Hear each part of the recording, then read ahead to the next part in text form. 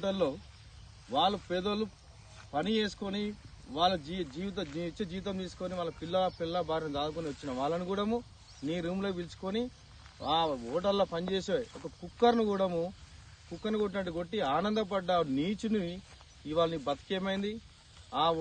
ఎవరైతే లేబర్లను పనిచేసుకోనికి పేదవారు వచ్చిర్రో వాళ్ళ ఉసురు తలిగి ఇవాళ 3 రోజులు జైలు శిక్ష చిప్పకూడు తినొస్తేవి.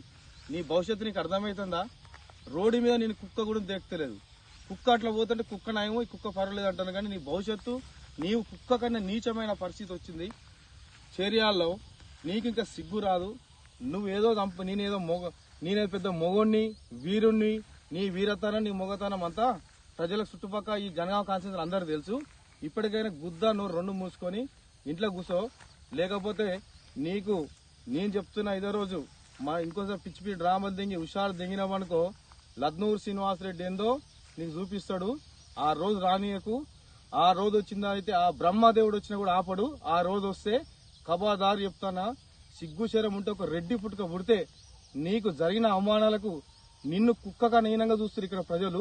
ఆ సిగ్గు తెచ్చుకొని నీ ఇంట్లో పడి ఉంటే కానీ ప్రతాపన్న గురించి మళ్ళీ ఏమైనా కామెంట్స్ పెట్టినా ఏదో పీక్తా షీస్తా నా వెనక 4 ఉన్నారు, ఆ 4 ఇటువంపు తడువంపుతాను హుషారెక్కలు వేస్తే నీ ఎన్నుకున్న 4 నిన్ను పండబెట్టి తొక్కి చేర్యాల మన పాత బస్టాండ్ దగ్గర ఉరికే రోజులు వస్తాయి.